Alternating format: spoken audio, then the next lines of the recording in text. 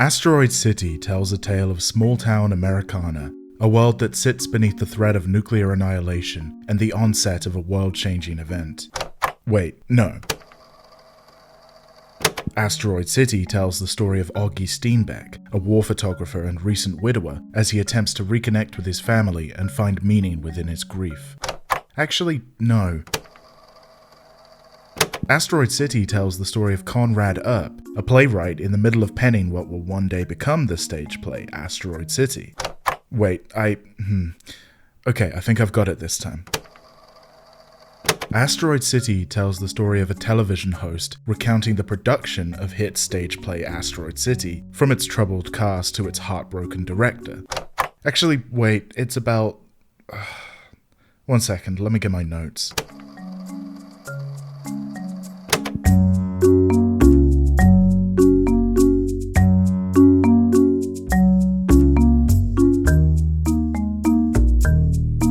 Asteroid City is a 2023 film directed and co-written by indie darling and perpetual Texan weirdo Wes Anderson. Set during the latter days of the Cold War, the story, well, as we've already alluded to, the story is a bit hard to pin down. The main thrust of the narrative centers around a stage play, the eponymous Asteroid City, which follows a cast of eccentric characters as they attend a junior stargazers conference in the sleepy southwestern desert town of Asteroid City. The conference is interrupted when a UFO descends upon the town, and much of the play centers around the ways our cast navigate the discovery of alien life and the subsequent fallout.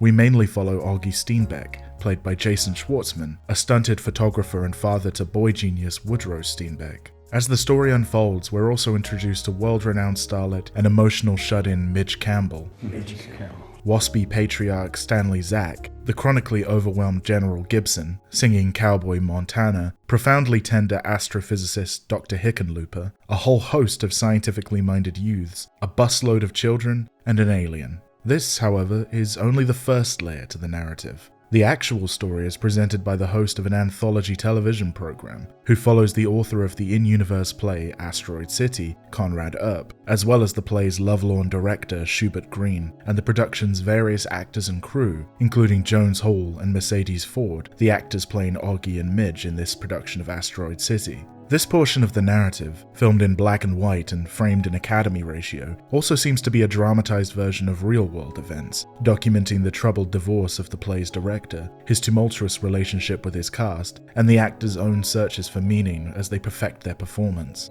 Also, Jeff Goldblum is there.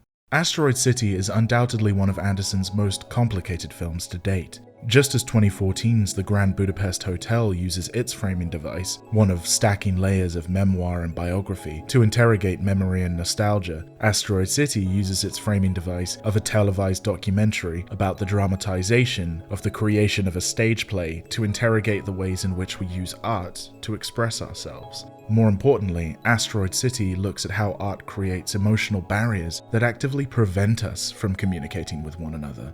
Let's start with the easiest example of this. Let's say she's in heaven. Which doesn't exist for me, of course, but you're Episcopalian. A prodigious photojournalist, Augie has been thrust into a caregiver role following the sudden death of his wife. While comfortable around scenes of war, devastation, death, and destruction, Augie nonetheless can't bring himself to discuss his wife's death with his children. I'm sorry. I didn't know how to tell you then. I couldn't figure out how to tell you later.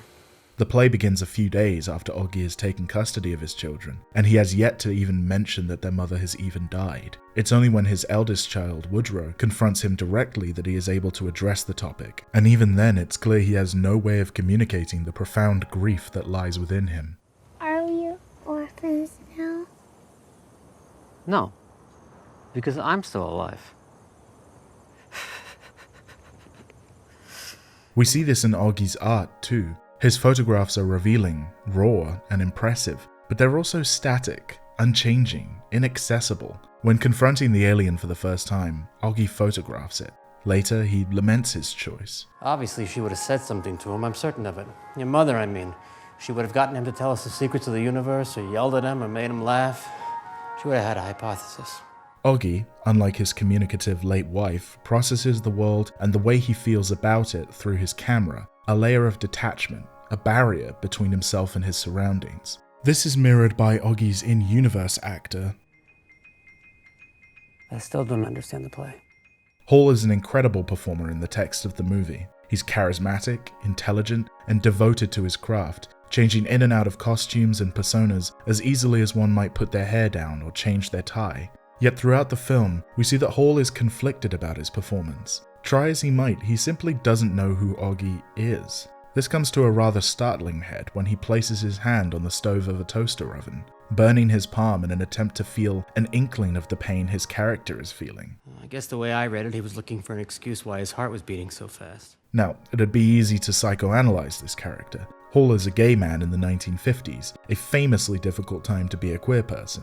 But this points to something deeper than attempts at Freudian repression. I'd argue that the reason Hall can't allow himself to connect with Oggy is the same reason Oggy can't connect to his children. His art is getting in the way. The play's director says that Hall is over-relying on Oggy's business, a stage term for the physical activities and quirks of a character. Oggy's camera, his lighter, his pipe, his crooked eyebrow are all distancing Hall from his own character. He's focusing so much on method and technique that he's forgotten how to channel grief. He can only allow himself to feel pain through quote-unquote real acts of self-harm. This anxiety around performance is also seen in the character of... Who hit you? Nobody. It's grease paint to feel like my character. Oh. While a popular actress in the text of the play, Midge Campbell Midge Campbell. is interpersonally closed off, relying on the extremes of method performance to understand the interiority of her characters. She paints herself with black eyes and streaked mascara to simulate having been hit by an abusive partner, lies limp in a bathtub surrounded by pills to mimic her own death by suicide. This is a woman who intentionally loses herself in her characters. It would seem to the detriment of her real relationships. Her marriage has fallen apart, and her daughter is sick of her face. Midge seems aware of how dangerous her method is, despite being a talented comedian. I prefer to play abused, tragic alcoholics, and one day I'll probably be discovered lifeless in an overflowing bathtub with an empty bottle of sleeping pills spilled all over the floor. Hell, she even outright states that while she's definitely played people capable of experiencing guilt, she doesn't know if she's ever felt guilty herself. I don't understand. You're saying you never feel guilty in real life? Not to my knowledge. I think because of my history with violent men, starting with my father, brother, and uncles. Perhaps the most on-the-nose example of a character hiding within their art is that of... Makeup cuts my hair and shaves me. Costumes washes my dungarees. This is where I belong, for now. Green's dramatized persona is a raw nerve of heartbreak. Recently divorced, Green literally lives within the set of Asteroid City, in the hopes of avoiding the home he once shared with his ex-wife. He's openly suicidal, afraid that if he returned to the real world, he'll be at risk of flinging himself out of a window. When he's confronted by his ex-wife behind the scenes, there's a sense that his control over the play is the only thing that keeps him from breaking down. She provides him with a final directing note that he refuses to implement. For as long as Asteroid City is running in theaters, he can hide from his pain. For as long as that note isn't implemented, he can pretend it isn't over. The thing is, there are plenty of emotive and forthright characters both inside and outside the play. Oggy's father-in-law, Stanley Zack, is openly devastated by the loss of his daughter and cannot bear the thought of her internment in the arse end of nowhere. Stop helping us. We're in grief. Me too. The junior stargazers are all, despite their teenage awkwardness, communicative and open with themselves and the outside world. The astrophysicist Dr. Hickenlooper is remarkably enthusiastic about her work in the sciences. In possibly the best scene of the movie, the typically stoic General Gibson delivers a beat poetry monologue outlining his entire life, from a difficult upbringing of firefly catching and goat milking to the horrors of the First and Second World Wars and the inception of the atomic bomb. Chapter 2. My father went off to fight in the war to end all wars. It didn't, and what was left of him came back in a pine box with a flag on top. End of chapter 2. The one thing you may notice about the characters I've just mentioned, none of them are artists. These are all scientists, nerds, and military personnel. Groups that, in the public imagination at least, are unemotive, objective, and straight-laced. Theirs isn't a world of emotion, and yet they're able to communicate themselves better than any actor, writer, or director in the entire film. There are exceptions, of course. The singing cowboy Montana is happy to address his feelings for June, the schoolteacher, and his anxiety surrounding alien life. His protege, the willful boy redneck Dwight, processes his own fears around the cosmos by writing and performing an absolute banger of a song. Dear alien who art in heaven, thin and skinny, about 6'7". However, neither of these characters are professionals in their respective fields. Montana is a ranch hand with a side interest in music and performance. Dwight is some sort of gremlin, I think? While the amateur artists use their creativity to explore and express their emotions, the professional artists continue to hide behind and within their craft. So what is actually being said with this film? That making art is bad? That attempts at earnest expression are futile when viewed through the lens of professional art? Well, not quite. It's more about the ways in which art fails us in our attempts at earnestness. Creating art can be a useful way to process and express emotions, but it's not the only way to do so. In fact, the pursuit of authentic expression in art might actually get in the way of communication. Like Augie and his photographs, like Hall and Midge and their method, like Schubert and his set. Expression through art is, for the most part, an artificial process for the artistic professional. Methods must be stuck to, framing must be calculated, sets must be constructed, lines must be written. What's more, this guardedness seems to be intentional. Augie cannot confront his grief. Midge cannot confront her wasted potential. Hall cannot confront his uncertainty. Schubert cannot confront his heartache. By putting up barriers, by putting out art, our characters are able to hide from their most painful edges. Hey, you feel different? I don't feel anything at all. Me neither. This brings us neatly back to our opening point. The convoluted framing narrative of Asteroid City, the dramatization of the production of a stage play, is another example of art being used as an emotional barrier between the audience and the creator. It's not enough to simply see a play. That'd be too close, too intimate.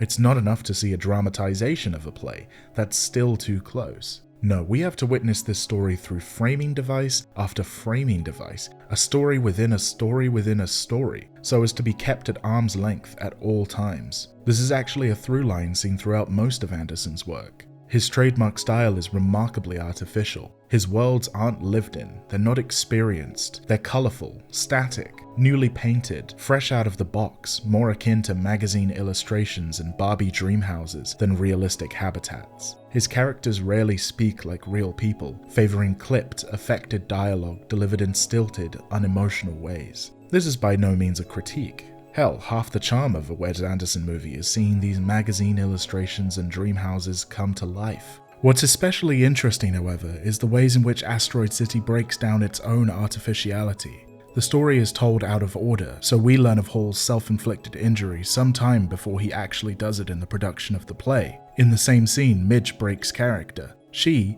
like us, is witness to Hall's character breaking down. You really did it. That actually happened.